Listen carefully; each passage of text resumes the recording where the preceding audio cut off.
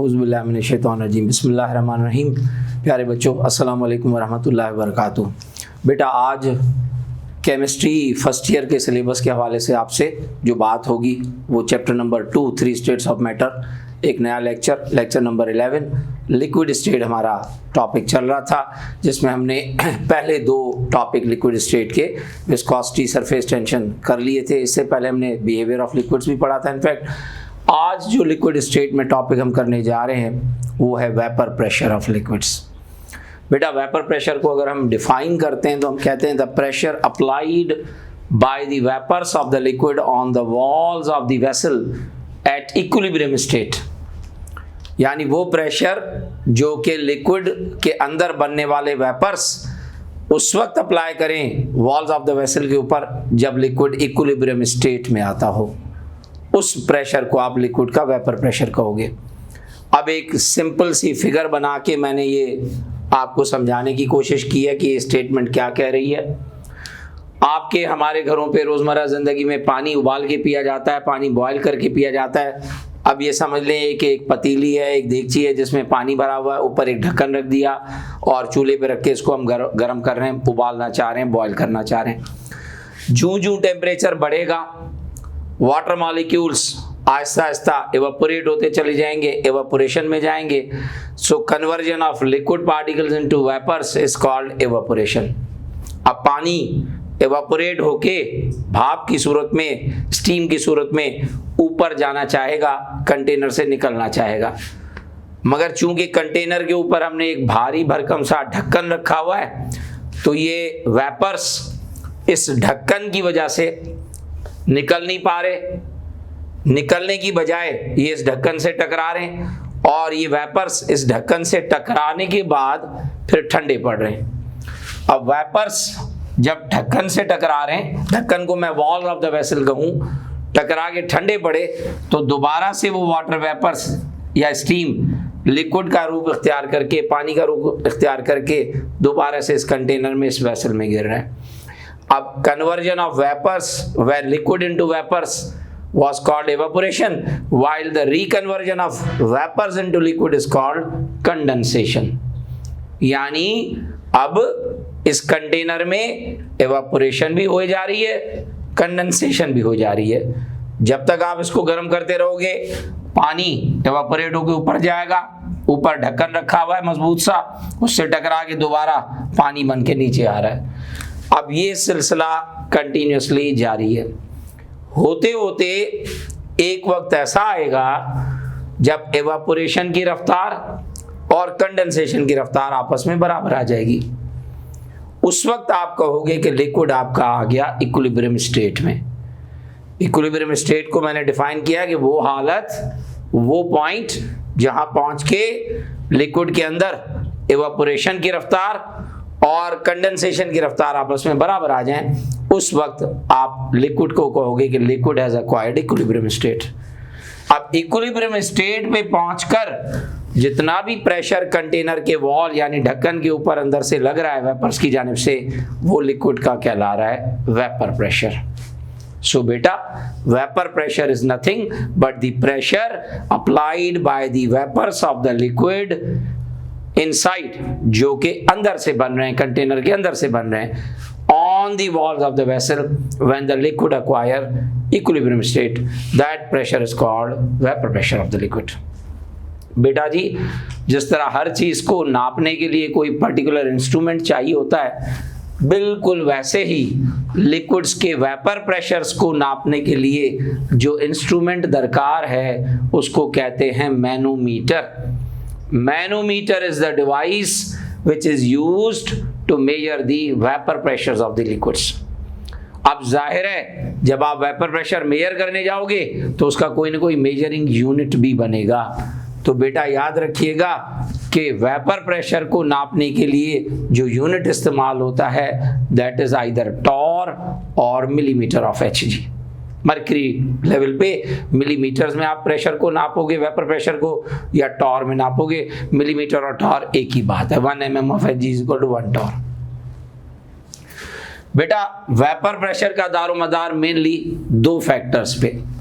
पहला फैक्टर है nature of liquid. अब नेचर ऑफ लिक्विड से मुराद लिक्विड की अकसाम, लिक्विड के टाइप, और लिक्विड के टाइप से दारोमदार उन लिक्विड्स में मौजूद इंटरमॉलिक्यूलर फोर्सेस की स्ट्रेंथ। तो ये मैंने लिखा है कि एक गिवन टेम्परेचर पे, एक पर्टिकुलर टेम्परेचर पे हर लिक्विड का वेपर प्रेशर दूसरे लिक्विड से अलग होता है, डिफरेंट होता है, या किसी लिक्विड का वेपर प्रेशर किसी खास टेम्परेचर पे ज्यादा होगा या किसी का कम होगा। क्यों? क्योंकि हर लिक्विड में इंटरमॉलिक्यूलर फोर्सेस की स्ट्रेंथ दूसरे लिक्विड से डिफरेंट होती है। जिन लिक्विड्स में इंटरमॉलिक्यूलर फोर्सेस वीक होंगी, याद रखिएगा उनका वेपर प्रेशर एक पर्टिकुलर टेम्परेचर पे ज्यादा बनेगा, क्योंकि वीक इंटरमॉलिक्यूलर फोर्सेस जल्दी टूटेंगी, लिक्विड जल्दी वेपर्स में कन्वर्ट होगा, और जितने ज्यादा वेपर्स बनेंगे, जल्दी बनेंगे, उतना वेपर प्रेशर ज्यादा शो होगा। So those liquids which have weaker intermolecular forces, they have greater vapor pressure values at a particular temperature. जबकि दूसरी जानिब वो लिक्विड्स जिनमें इंटरमॉलिक्यूलर फोर्सेस निस्बतन स्ट्रॉन्ग हैं, ताकतवर हैं, मजबूत है, उनका वेपर प्रेशर उसी दर्जे हरारत पे निस्बतन कम बनेगा उन लिक्विड से जिनका इंटरमॉलिक्यूलर फोर्सेस का स्ट्रेंथ वीक है। तो याद रखिएगा, दूसरे अल्फाज में आप ऐसा भी कह सकते हो कि लिक्विड्स के वेपर प्रेशर उनके इंटरमॉलिक्यूलर फोर्सेस की स्ट्रेंथ से इनवर्स चलते हैं। Stronger the intermolecular forces in the liquids, lower or lesser will be the vapor pressure. Weaker the intermolecular forces in the liquids, vapor pressure will become higher at a particular temperature. बेटा दूसरा factor जिसपे liquids के vapour pressures का दारोमदार है वो है उनका temperature. एक सीधी सी बात है, जितना ज्यादा दर्जे हरारत पे आप लिक्विड को गर्म करोगे उतना लिक्विड जल्दी बॉयल होगा, जल्दी इवेपोरेट होगा, जल्दी वेपर बनाएगा। जितने वेपर ज्यादा बनेंगे उतना वेपर प्रेशर ज्यादा शो होगा। सो टेम्परेचर के साथ वेपर प्रेशर का रिलेशनशिप डायरेक्ट, यानी हाई टेम्परेचर पे लिक्विड को गर्म करोगे वेपर प्रेशर लिक्विड में हाई बनेगा। इसी तरीके से लो टेम्परेचर पे लिक्विड को गर्म करोगे तो वेपर प्रेशर लिक्विड का लो बनेगा। सो डायरेक्ट रिलेशनशिप है वेपर प्रेशर की टेम्परेचर के साथ, जबकि इनवर्स रिलेशनशिप है वेपर प्रेशर की स्ट्रेंथ ऑफ इंटरमॉलिक्यूलर फोर्सेस के साथ। याद रखना बेटा कि वेपर प्रेशर का दारोमदार amount of the liquid present in the vessel पे नहीं होता, यानी लिक्विड अगर आपने ज्यादा मिकदार में लिया हुआ है या लिक्विड आपने कम मिकदार में लिया हुआ है मगर लिक्विड सेम लिया हुआ है। मिसाल के तौर पे एक छोटी पतीली है जिसमें पानी भरा हुआ है, एक बड़ी सी पतीली है उसमें पानी भरा हुआ है। अब दोनों जगह पानी है, यानी नेचर ऑफ लिक्विड सेम है। जाहिर है नेचर ऑफ लिक्विड अगर दोनों कंटेनर में सेम तो इंटरमॉलिक्यूलर फोर्सेस की स्ट्रेंथ सेम। दूसरा नंबर, दोनों कंटेनर्स को आपने सेम टेम्परेचर पे रख के गर्म किया हुआ है। 80 डिग्री पे आपने कम मिकदार पानी को गर्म किया, 80 डिग्री पे आपने ज्यादा मिकदार पानी को गर्म किया। यानी अब याद रखिएगा कि आपने नेचर ऑफ लिक्विड भी दोनों कंटेनर में सेम रखा, आपने टेम्परेचर भी दोनों कंटेनर को सेम दिया। सिर्फ फर्क ये कि एक जगह अमाउंट ऑफ लिक्विड कम, एक जगह अमाउंट ऑफ लिक्विड ज्यादा। तो याद रखना, अमाउंट ऑफ लिक्विड कम ज़्यादा करने से वेपर प्रेशर कम ज़्यादा नहीं होगा। दोनों कंटेनर को सेम लिक्विड प्रोवाइड किया गया, दोनों कंटेनर को सेम टेम्परेचर प्रोवाइड किया गया, तो याद रखना दोनों कंटेनर में वेपर प्रेशर भी सेम बनेगा। ऐसा कभी नहीं होगा कि जहाँ लिक्विड कम है वहाँ वेपर प्रेशर कम हो जाए और जहाँ लिक्विड ज़्यादा है वहाँ वेपर प्रेशर ज़्यादा हो जाए, ऐसा नहीं होता। तो याद रखना कि vapour pressure of the liquids do not depend upon the amount of those liquids present in the vessel. It is independent of the amount of liquid present. सो अगर आपको याद दिलाऊं, आपने चैप्टर नंबर 5 में इंटेंसिव और एक्सटेंसिव प्रॉपर्टीज पढ़ी थी thermodynamics वाले chapter में, जो अभी हम पढ़ेंगे एंट्री टेस्ट में। जो properties amount of material present पे डिपेंड नहीं करती वो इंटेंसिव प्रॉपर्टीज कहलाती हैं। तो यहाँ मैं आपको बताता चलूँ कि वेपर प्रेशर भी इंटेंसिव प्रॉपर्टी की ही एक किस्म है। It is the intensive property because of not depending upon the amount of liquid present. तो ये लिक्विड स्टेट में आपका अगला टॉपिक वेपर प्रेशर हो गया। इसके बाद हम लोग बॉइलिंग पॉइंट पे आएंगे।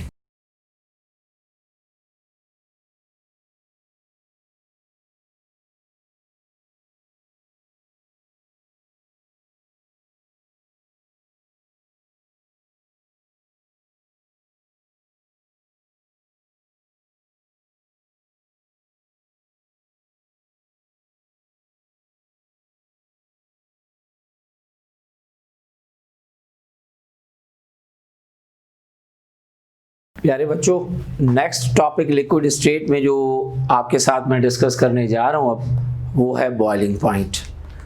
बेटा बॉइलिंग पॉइंट को दो तरह से डिफाइन किया है मैंने। एक तो सादा सी डेफिनेशन मैंने लिखी है जो ग्रीन मार्कर से आपको लिखी हुई नज़र आ रही है। इसमें मैंने बॉइलिंग पॉइंट को कुछ इस तरह से लिखा है कि वो टेम्परेचर पॉइंट, वो दर्जे हरारत जिस पर पहुंचकर लिक्विड अपने आप को कन्वर्ट करना शुरू कर दे वेपर्स में, स्टीम में, आप उस दर्जे हरारत को लिक्विड का बॉइलिंग पॉइंट कहोगे।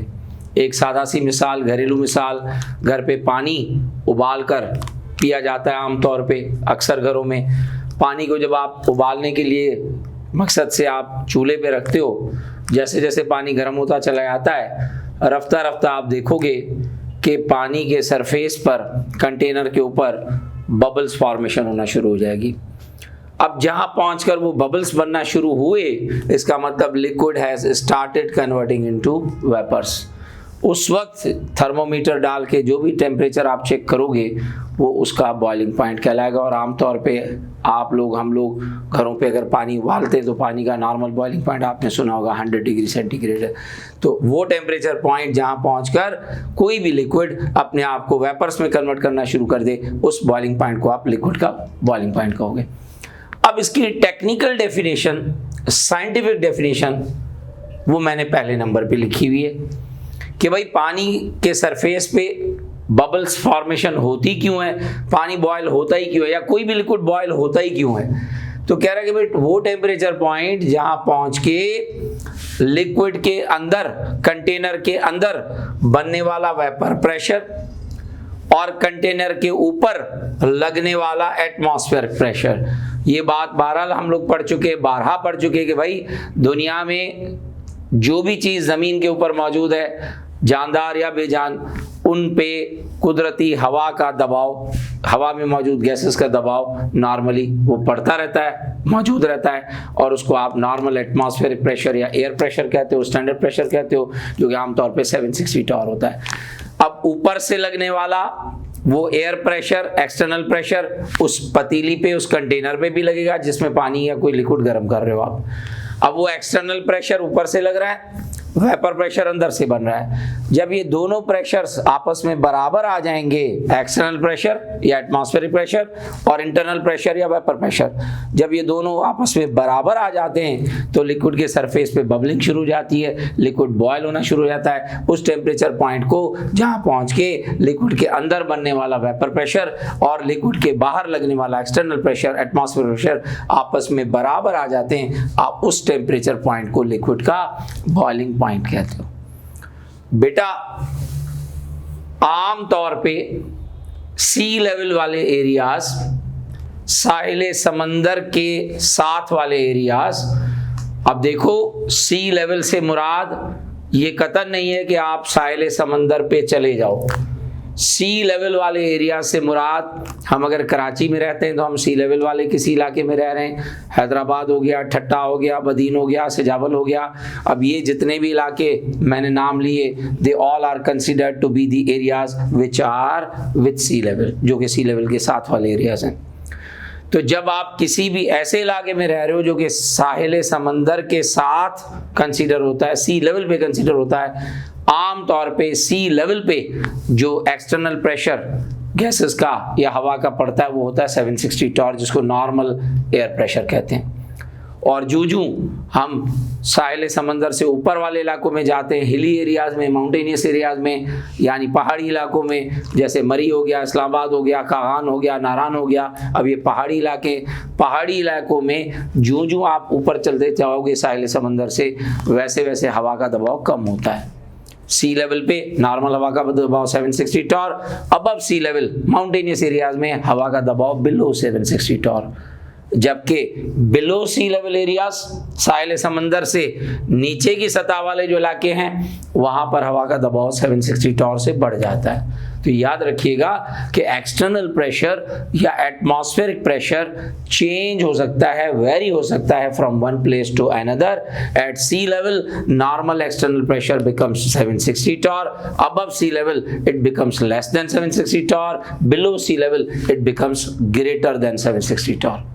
सो अगर एक्सटर्नल प्रेशर चेंज होगा तो उसके बराबर आने के लिए वेपर प्रेशर भी चेंज होगा, और अगर वेपर प्रेशर एक्सटर्नल प्रेशर के बराबर आने के लिए अपने आप को चेंज करेगा तो इसका मतलब बॉइलिंग पॉइंट भी लिक्विड का एक जगह से दूसरी जगह पे चेंज होगा। It can be either increased और डिक्रीज्ड, डिपेंड कि आपने लिक्विड को गर्म किया तो किस इलाके में रह के गर्म किया। आपने लिक्विड को सी लेवल वाले इलाके में रख के गर्म किया, अबव सी लेवल वाले इलाके में रख के गर्म किया, या बिलो सी लेवल वाले इलाके में रख के गर्म किया। कोई भी लिक्विड जब सी लेवल वाले इलाके में रहकर गर्म किया जाए तो उसका बॉइलिंग पॉइंट कहलाता है नॉर्मल बॉइलिंग पॉइंट। जिस तरह पानी को हम हैदराबाद में रह के गर्म करेंगे, कोई बंदा कराची में रह के पानी को गर्म करे, कोई बंदा ठट्टा में रहने वाला पानी को गर्म करे, कोई बंदा सजावल में बैठ के पानी को गर्म करे। अब ये जितने इलाके मैंने नाम लिए they are considered to be at sea level. हमेशा हमें पानी का बॉइलिंग पॉइंट कराची में, हैदराबाद में, ठट्टा में, मीरपुर खास में, सजावल में एक ही मिलेगा, बदीन में एक ही मिलेगा जो कि 100 डिग्री सेंटीग्रेड होगा। क्यों? क्योंकि सी लेवल वाले इलाके जो भी हैं वहां पर नॉर्मल एटमॉस्फेरिक प्रेशर 760 टॉर है, और 760 टॉर के बराबर वेपर प्रेशर आता है तो 100 डिग्री पे आता है पानी का। लिहाजा हमारा नॉर्मल बॉइलिंग पॉइंट वाटर का जो सी लेवल पर है वो 100 डिग्री सेंटीग्रेड है। So at normal atmospheric pressure at sea level the boiling point of liquid is called normal boiling point of the liquid. For example, the normal boiling point of water at sea level is 760 torr is 100 degree centigrade. मगर जैसा कि मैंने आपको कहा कि वही पानी अगर मरी में बैठा हुआ कोई शख्स गर्म कर रहा है जो कि साहिल समंदर से कई हजारों डिग्री ऊपर है, हजारों मीटर ऊपर का इलाका है, तो पहाड़ी इलाकों में, हिली एरियाज में, हाई एल्टीट्यूड एरियाज में हवा का दबाव 760 टॉर से कम हो जाता है, घट जाता है। तो लिहाजा जब एक्सटर्नल प्रेशर कम होगा तो उसके बराबर आने के लिए वेपर प्रेशर भी कम होगा, और वेपर प्रेशर कम होगा तो ऑटोमेटिकली बॉइलिंग पॉइंट भी कम हो जाएगा। लिहाजा याद रखना कि मरी में, इस्लामाबाद में, कागान में, नारान में जो भी शख्स पानी को गर्म करेगा या किसी भी लिक्विड को गर्म करेगा तो उसका बॉइलिंग पॉइंट लिक्विड का कभी भी नॉर्मल वैल्यू पे नहीं आएगा। यानी पानी का बॉइलिंग पॉइंट मरी में बैठे हुए शख्स को कभी भी 100 नहीं मिलेगा, हमेशा 100 से कम मिलेगा। नारान कागान में कभी भी 100 डिग्री पे पानी नहीं उबलेगा, पानी से कम दर्जा हरारत पे उबलेगा। तो बॉइलिंग पॉइंट लिक्विड्स के हाई एल्टीट्यूड एरियाज में अपने नॉर्मल वैल्यू से घट जाते हैं, जबकि बॉइलिंग पॉइंट लिक्विड्स के लो एल्टीट्यूड एरियाज में, बिलो सी लेवल एरियाज में अपने नॉर्मल वैल्यू से बढ़ जाते हैं। जबकि सी लेवल पे जो बॉइलिंग पॉइंट्स होते हैं वो कहते हैं नॉर्मल बॉइलिंग पॉइंट्स। सो बेटा, at high altitude mountainous areas where the atmospheric pressure becomes lower than 760 torr, boiling point of water cannot remain 100, rather it becomes lesser than 100. अब पहाड़ी इलाकों में पानी का बॉइलिंग पॉइंट 100 डिग्री से कम होने से होगा क्या? होगा ये कि आपका जो कुकिंग वाला अमल है, खाना पकाने वाला अमल, वो मुतासर होगा, क्योंकि जो भी चीज़ ऑलमोस्ट आप पकाते हो उसमें आप पानी डालते हो। अब अगर पहाड़ी इलाकों में कोई चीज़ आप पका रहे हो, मरी में, इस्लामाबाद में, कागान में, एक आम सी पतीली में जो कि हम हैदराबाद, कराची में बैठ के पका रहे हैं, तो हमारे यहाँ तो पानी का टेम्परेचर बॉइलिंग पॉइंट 100 डिग्री है। मरी में लोगों को वो 100 डिग्री मिलेगा नहीं, बिलो 100 मिलेगा, 70 मिले, 80 मिले। तो लाजमी तौर पे बेटा आम पतीली में पहाड़ी इलाकों में बैठकर कुकिंग करना मुश्किल हो जाता है कंपैरेटिवली बनिस्बत हमारे इलाकों से, कराची, हैदराबाद, ठट्टा, बदीन से, क्योंकि हमारे यहाँ पानी की जो गर्माइश की शिद्दत है वो 100 डिग्री है। पहाड़ी इलाकों में पानी की गर्माइश की शिद्दत वो 100 से कम होती है। लिहाजा वही दाल, वही गोश्त, वही सब्ज़ी जो आप यहाँ पर पानी में डाल के पका रहे हो आधे घंटे या 1 घंटे में पक रही है, वहाँ पर 2 घंटे 2.5 घंटे ले लेगी, टाइम ज़्यादा लगेगा। इसलिए पहाड़ी इलाकों में कोई भी चीज़ पकाई जाती है, कुकिंग की जाती है, तो वहाँ पर प्रेशर कुकर्स का इस्तेमाल होता है। सो याद रखना बेटा जी कि माउंटेनियस या हिली एरियाज़ में cooking becomes a difficult job without pressure cooker. That's why pressure cookers are always being used in the hilly areas, mountainous areas, क्योंकि वहाँ पर पानी अपने मैक्सिमम बॉइलिंग पॉइंट 100 पे नहीं पहुँच पाता। तो ये नोट आप कर लें कि माउंटेनियस एरियाज में कुकिंग करने के लिए प्रेशर कुकर का इस्तेमाल लाजमी बन जाता है। बगैर प्रेशर कुकर के खाना पकाओगे तो बहुत ज़्यादा टाइम लगेगा, इतना ज़्यादा टाइम कि आदमी मुश्किल में पड़ जाता है कि भाई क्या मुसीबत है, क्यों नहीं पक के दे रही चीज़। So pressure cooker becomes essential in the mountainous areas due to low boiling point there. अब रिजल्ट क्या निकला कि जब पानी का boiling point normally sea level वाले एरियाज में एक है, अब सी लेवल वाले एरियाज में दूसरा है, बिलो सी लेवल वाले एरियाज में वही बॉइलिंग पॉइंट बढ़ जा रहा है क्योंकि एटमॉस्फेरिक प्रेशर या एक्सटर्नल प्रेशर बढ़ रहा है। तो रिजल्ट ये हुआ, नतीजा ये निकला, समझ में बात ये आई कि भाई किसी भी लिक्विड का बॉइलिंग पॉइंट एक जगह से दूसरी जगह जाने से चेंज होगा। It can be either increased or decreased by increasing or decreasing the external pressure at which the liquid is subjected। वही लिक्विड सी लेवल वाले एरिया पे गर्म करो, वही लिक्विड अबव सी लेवल वाले एरिया पे गर्म करो, वही लिक्विड बिलो सी लेवल वाले एरिया पे गर्म करो, आपको सी लेवल पे जो बॉइलिंग पॉइंट मिलेगा अबव सी लेवल पे वो नहीं मिलेगा, कम मिलेगा, बिलो सी लेवल पे वो नहीं मिलेगा, उससे ज़्यादा मिलेगा। तो boiling point of a liquid can be increased और डिक्रीज्ड बाय इंक्रीजिंग और decreasing the external pressure at which the liquid is subjected. बेटा बॉइलिंग पॉइंट के हवाले से एक इंटरेस्टिंग बात जो आप लोगों से करनी है मुझे, वो ये कि कुछ ऐसे विस्कस लिक्विड्स भी हैं जैसा कि मोबिल ऑयल हो गया, हनी हो गया, ग्लिसरीन हो गया। अब इन विस्कस लिक्विड्स में क्या क्वालिटी है, इनमें क्या प्रॉपर्टी है कि ये जब अपने बॉइलिंग पॉइंट्स पे पहुंचते हैं तो बजाय एवापोरेट होने के ये डीकम्पोजिशन में चले जाते हैं। अब याद रखिएगा कि evaporation is a physical change, conversion of liquid into vapours वो फिजिकल चेंज होता है, जबकि decomposition is the chemical change. यानी विस्कस लिक्विड्स जब अपने बॉइलिंग पॉइंट को पहुंचते हैं तो उनमें फिजिकल चेंज आने की बजाय केमिकल चेंज आना शुरू हो जाता है। लिहाजा ऐसे लिक्विड्स को अपने बॉइलिंग पॉइंट से पहुंचने से कदरे पहले एवापोरेट कराना पड़ता है ताकि वो डीकम्पोज ना हो पाए।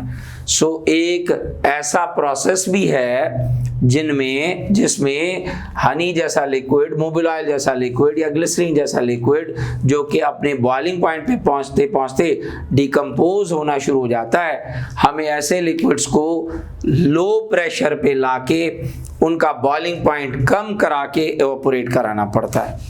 यानी ऐसे लिक्विड्स की एवापोरेशन कराने के लिए हमें एक्सटर्नल प्रेशर को आर्टिफिशियली रिड्यूस कराना पड़ता है बाय यूजिंग वैक्यूम पंप्स।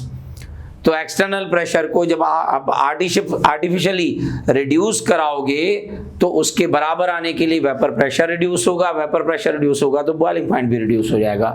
लिहाजा याद रखिएगा कि कोई भी विस्कस लिक्विड जैसा कि ग्लिसरीन, जैसा कि हनी, जैसा कि मोबिल ऑयल अपने actual boiling point, normal boiling point पे पहुंचता है तो rather than evaporating it starts decomposing, chemical change आना शुरू होता है। तो ऐसे लिक्विड्स को अपने मिक्सचर में से अलग करने के लिए, डिस्टिल कराने के लिए जो टेक्निक इस्तेमाल होती है वो कहलाती है वैक्यूम डिस्टिलेशन। अब ये मैंने वैक्यूम डिस्टिलेशन की डेफिनेशन बाकायदा लिखी है कि भाई एक ऐसा प्रोसेस, एक ऐसी टेक्निक जिसमें कोई भी विस्कस लिक्विड जैसा कि ग्लिसरीन, हनी, मोबिल ऑयल वगैरह, इसको इवेपोरेट कराया जाता है अपने नॉर्मल बॉइलिंग पॉइंट से पहले, पहुंचने से पहले। कैसे? जब आप उसका एक्सटर्नल प्रेशर रिड्यूस करा दो, लो करा दो और इस तरह आप उस विस्कस लिक्विड को डीकम्पोज होने से बचा लेते हो और उसकी इवेपोरेशन करा के आप उसको अलग कर लेते हो। इस टेक्निक को कहा जाता है वैक्यूम डिस्टिलेशन। ये मिसाल मैंने लिखी हुई है कि भाई ग्लिसरीन का नॉर्मल बॉइलिंग पॉइंट है 290 डिग्री सेंटीग्रेड जो कि नॉर्मली 760 टॉर पे आपको मिलता है, मगर जब ग्लिसरीन 290 डिग्री सेंटीग्रेड पे हीट किया जाता है तो बजाय एवापोरेट होने के ये डिकम्पोज होना शुरू हो जाता है, इसमें केमिकल चेंज आना शुरू हो जाती है। लिहाजा अगर हम ग्लिसरीन को विदाउट डिकम्पोजिंग चाहते हैं कि इसको अलग करें, डिस्टिल करें अपने मिक्सचर में से, तो हमने क्या करना होता है, हमने ग्लिसरीन के ऊपर जो एक्सटर्नल प्रेशर है उसको रिड्यूस कराना होता है। अब कह रहा है कि जब ग्लिसरीन का एक्सटर्नल प्रेशर 760 टॉर से 50 टॉर तक कम करोगे, रिड्यूस कराओगे बाय यूजिंग वैक्यूम पंप, तो इसका बॉइलिंग पॉइंट 290 डिग्री सेंटीग्रेड से घट के 210 डिग्री सेंटीग्रेड पे आ जाएगा। अब ये बॉइलिंग पॉइंट 290 की बजाय 210 हो गया, जिससे ग्लिसरीन डीकम्पोज होने से बच गया, इसकी डीकम्पोजिशन नहीं हुई और ये आसानी से डिस्टिल होके एवापोरेट होके अपनी मिक्सचर से अलग हो गया। तो याद रखना बेटा, arm distillation, fractional distillation, vacuum distillation, destructive distillation, ये 4 डिस्टिलेशन के टाइप्स आप सुनते आए हो, आप पढ़ते आए हो। आर्म डिस्टिलेशन में क्या था? आर्म डिस्टिलेशन में आपने किसी भी लिक्विड को एवापोरेट कराना होता था अपने सॉल्यूशन में से, सॉल्वेंट अलग हो जाता था, सॉल्यूट कंटेनर में रह जाता था, जो कॉमन डिस्टिलेशन का प्रोसेस है। फ्रैक्शनल डिस्टिलेशन में 2 या 2 से ज्यादा मिसिबल लिक्विड्स को अलग किया जाता है एक दूसरे में से। वैक्यूम डिस्टिलेशन में अभी मैंने आपको बताया कि विस्कस लिक्विड्स को एक्सटर्नल प्रेशर घटाकर अपने नॉर्मल बॉइलिंग पॉइंट से पहले एवापोरेट कराना होता है in order to prevent its decomposition, ये कहलाता है वैक्यूम डिस्टिलेशन। जबकि डिस्ट्रक्टिव डिस्टिलेशन इंटर की ऑर्गेनिक केमिस्ट्री में कई बार आपने सुना होगा कि किसी भी सॉलिड मटेरियल को आपने क्रश करके पाउडर फॉर्म में लाके और फिर उसको स्ट्रांगली हीट करना पड़ता है, तो नतीजे में वो सॉलिड मटेरियल जो है वो मुख्तलिफ प्रोडक्ट्स में कन्वर्ट होना शुरू हो जाता है, उसमें से मुख्तलिफ चीज़ें अलग होना शुरू हो जाती हैं। आपको याद होगा डिस्ट्रक्टिव डिस्टिलेशन ऑफ कोल हमने पढ़ा था। नेचुरल जो प्रोडक्ट्स थे हमारे ऑर्गेनिक कंपाउंड्स के, natural sources of organic compounds, उसमें एक कोल भी सोर्स था, उसमें आपने डिस्ट्रक्टिव डिस्टिलेशन कराई थी सॉफ्ट कोल की, बायोट्यूमिनस कोल की, तो आपको कोल गैस मिला था, कोल टार मिला था और कोक मिला था। तो डिस्ट्रक्टिव डिस्टिलेशन किसी सॉलिड मटीरियल को स्ट्रांगली हीट किया जाता है, पाउडर फॉर्म में लाके क्रश करके उसमें से मुख्तलिफ प्रोडक्ट्स हासिल की जाती हैं, वो हो गया डिस्ट्रक्टिव डिस्टिलेशन। तो ये डिस्टिलेशन की मुख्तलिफ टाइप्स जो आपने अपने फर्स्ट ईयर इंटर के सिलेबस में पढ़ी। अब ये बॉइलिंग पॉइंट आपका सेकेंड लास्ट टॉपिक हो गया लिक्विड स्टेट का। इसका बाकी छोटा सा टॉपिक लिक्विड स्टेट का बचता है, जो कि आज करके हम इस चैप्टर को लिक्विड स्टेट तक खत्म करेंगे, और वो है एवापोरेशन। तो अब बात करने में आपसे जा रहा हूं एवापोरेशन के ऊपर। Dear students, today's last topic on which I'm just going to talk on is the evaporation, and this is the last topic in the liquid state. बेटा evaporation की एक सिंपल सी डेफिनेशन तो ये है कि भाई कि ऐसा प्रोसेस, एक ऐसी फिजिकल चेंज जिसमें आप किसी भी लिक्विड को टेम्परेचर बढ़ाओ, गर्म करो, जैसे जैसे टेम्परेचर बढ़ता चला जाएगा लिक्विड पार्टिकल्स अपने आप को कन्वर्ट करना शुरू कर देंगे वेपर्स में, गैस में। तो ऐसा अमल जिसमें लिक्विड्स को टेम्परेचर हाई करते चले जाओ और लिक्विड्स अपने हाई टेम्परेचर पे आने की वजह से, अपने बॉइलिंग पॉइंट पे आने की वजह से अपने आप को वेपर्स में, गैस में कन्वर्ट करना शुरू कर दें, इस अमल को आप नाम देते हो एवापोरेशन। अब इस अमल को काइनेटिक मॉलिक्यूलर थ्योरी कैसे समझाती है कि क्यों कोई लिक्विड इवेपोरेट होता है, कैसे कोई लिक्विड इवेपोरेट होता है। तो according to kinetic molecular theory, kinetic molecular theory कहती है कि जब भी आप किसी लिक्विड को गर्म करते हो तो नतीजा क्या निकलता है कि लिक्विड पार्टिकल्स जो सरफेस के ऊपर होते हैं लिक्विड में, उनकी काइनेटिक एनर्जी बढ़ जाती है। Lying at the surface of the liquid, the particles possess higher kinetic energy as compared to the neighboring या underlying particles। तो अब वो सरफेस वाले पार्टिकल्स चूंकि उनकी काइनेटिक एनर्जी बढ़ जाती है अपने से नीचे वाले पार्टिकल से, तो वो सरफेस वाले पार्टिकल्स क्या करते हैं, अपनी अट्रैक्टिव फोर्सेस को तोड़वा के खुद एवापोरेशन में चले जाते हैं। यानी याद रखिएगा कि पूरा का पूरा लिक्विड एकदम से एवापोरेट नहीं होता, बल्कि पहली जो सरफेस वाली लेयर है लिक्विड की वो एवापोरेशन में जाती है। तो जो ही ये लेयर एवापोरेशन में गई, सेकंड वाली लेयर जो थी सरफेस के बाद वाली, वो सरफेस पे आ गई। अब वो जो सरफेस वाली लेयर थी, जब वो ऊपर गई अपनी अट्रैक्टिव फोर्सेस को तोड़वा के, तो नतीजे में नीचे वाली लेयर या नीचे वाले लिक्विड पार्टिकल्स की काइनेटिक एनर्जी को नतीजे में कम करती चली जाती है। और नतीजा क्या निकलता है कि जब नीचे वाले पार्टिकल्स की काइनेटिक एनर्जी कम होती है तो नतीजे में उनका टेम्परेचर कम हो जाता है। अब काइनेटिक एनर्जी चूंकि टेम्परेचर के साथ डायरेक्टली प्रोपोर्शनल है, काइनेटिक एनर्जी कम होगी, टेम्परेचर कम हो गया, टेम्परेचर कम हो गया तो इसका मतलब ओवरऑल लिक्विड आपको ठंडा महसूस होगा, आपको लिक्विड का टेम्परेचर कम महसूस होगा।